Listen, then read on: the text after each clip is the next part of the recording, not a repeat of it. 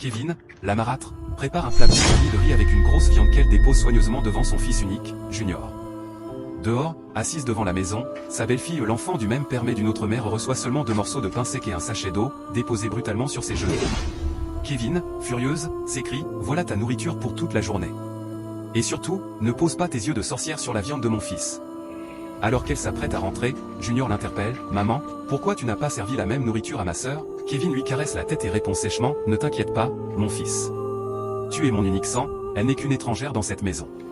Mange tranquillement. » Mais à peine Kevin a-t-elle tourné le dos que Junior prend une décision courageuse. Il échange discrètement son plat avec celui de sa sœur, elle reçoit le riz avec la viande, et lui se contente du pain sec. Kevin, ayant aperçu la scène depuis le perron, revient en furie « Qu'est-ce que tu fabriques là ?» Elle arrache violemment l'assiette des mains de la fillette et, d'un ton glacial, ordonne « Crache immédiatement ce que tu viens de manger. » Terrifiée, la petite obéit. Kevin se tourne ensuite vers son fils « Je t'ai donné ce repas pour toi seul, et tu oses le partager avec cette étrangère ?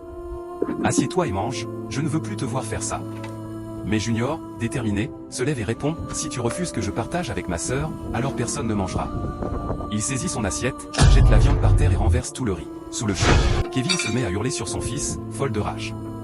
La tension monte, quand soudain la mère de Kevin sort de la maison et découvre toute la scène. La mère de Kevin, alertée par les cris, s'approche et demande aussitôt des explications. Junior prend son courage à 2 mains et raconte en détail tout ce qui vient de se passer, expliquant pourquoi il a choisi de partager son repas avec sa sœur. En entendant cela, la mère se tourne vers Kevin et lui dit d'une voix ferme « Pourquoi agis-tu de la sorte ? Tu sais pourtant que cette fillette est une orpheline et qu'elle mérite d'être bien traitée. Où as-tu appris de telles mauvaises habitudes ? Sûrement pas dans ma maison. » Elle ajoute sévèrement « Si tu continues ainsi et que ton mari finit par te chasser, ne compte pas revenir vivre ici. » Quelques instants plus tard, le père de famille, militaire de profession, rentre du travail. En découvrant le gaspillage de nourriture, il demande des explications.